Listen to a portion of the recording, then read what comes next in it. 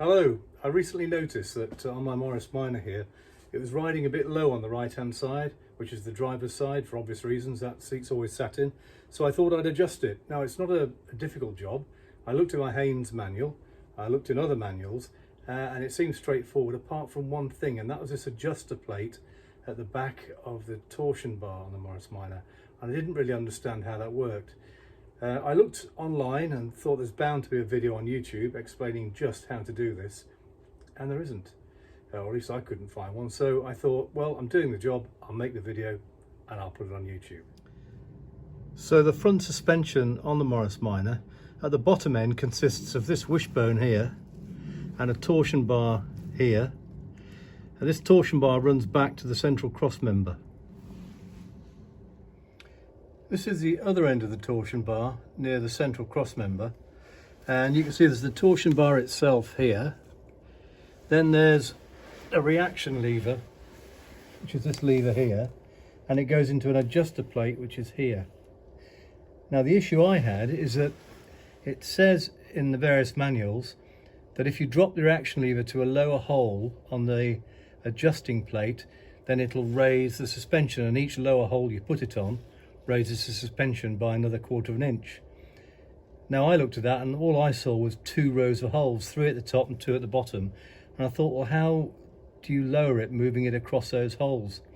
Actually, if you look closely, and bear in mind this was covered in crap when I first looked at it, the holes are actually displaced from each other, and they do gradually go down. The top 3 gradually go down a little bit, and then you drop to the bottom line, it drops a bit more. So you've got 5 holes there, you've got 1.25 inches of adjustment. Another method of making the adjustment is actually to take the reaction arm out of the spline, either at the front or the back, out of the torsion arm, and then rotating it one spline of the torsion arm, and that gives you 1.5 inches of adjustment either up or down. So let's actually take this thing apart. So we're looking at the front wishbone right now from on top, and you can see it comes in 2 halves. On the right hand side is the front half, on the left is the back half.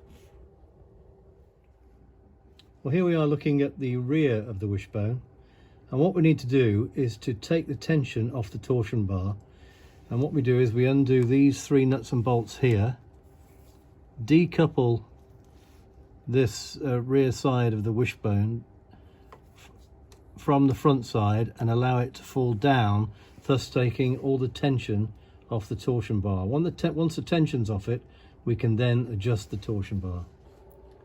So when you're slackening off the bolts for this wishbone, there's also this radius arm here that has to be disconnected. It's in with one of the bolts on the wishbone. So here's all the bolts off the wishbone now. You're now going to slip this wishbone off this fulcrum pin here and move it back a bit so it can fall down. You'll also be pushing the wheel forward a little bit to let that come out, and then this wishbone will fall down. All the tension will be off the torsion bar, like that. Now, this part of the wishbone can be slid backwards and moved by a spline if you want to actually change the height by 1.5 inches. But again, if you only want to move it by increments of 1/4 of an inch, you use the adjusting plate at the back. We looked at the rear end of the torsion bar here, and you can see there's a bolt going through that adjuster plate and through the chassis. So let's go and have a look at the back of that chassis cross member. This is looking at the back of the cross member. This is where the torsion bar comes through the chassis member, and this is the end of the reaction lever. And we need to loosen both of these off, not take them off, just loosen them off, although this one is going to come off at some point. So I've loosened off the bolt on the back of this reaction lever here, which is there, and I've loosened off the nut on it. I've taken the nut off this eye here. I'm going to pull this bolt out. Now I'm on the 1, 2, 3rd hole. That's another 1/4 of an inch upwards, and that's another 1/4 of an inch upwards. I'm going to go 1/2 inch up, so I'm going to use both those holes. If I wanted to go more than that, I'd have to move the arm one spline around on the torsion bar. but I think that'll be enough, so that's what I'm going to do. Now behind this plate here and between the chassis there is a flat washer, and that flat washer keeps this plate separated from the chassis, and you need to have that in place. So when you're fettling around, make sure as you put that bolt through you've got the washer trapped between that and that.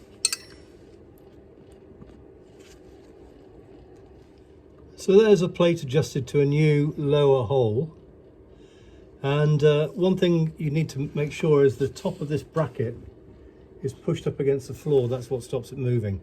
Behind this bolt is an oval hole to allow you to move the bolt up and down, but once it's locked into place that bracket needs to be hard up against the floor. Okay, the next thing to do is to put this arm back up onto here and to put the bolts back through, tighten it up, job's done.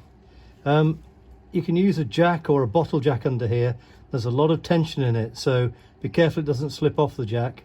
But that's what you got to do. Level it with there, put it onto the fulcrum pin, put the bolts through and do it up. And there they are, all done up again. And hopefully, as I've moved it 2 adjustments, it should be riding 2 times 1/4 of an inch, 1/2 inch higher. So job finished. There is just one thing worth mentioning. The bottom of the kingpin, where the fulcrum pin is, that we undid and took one of the arms off, there's a washer that sits over the bush there. This is the washer here, and it's, I don't know whether you can get it on the video, but there is a slight chamfer there. That chamfer goes to the outside because there's a rubber housing that fits over there just to retain grease, and that chamfer helps you slide that rubber housing off.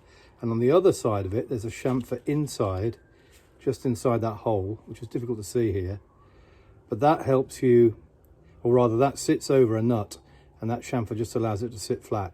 So it's important you get that on the right way around. Okay, well I hope that helped, and I hope your job goes smoothly.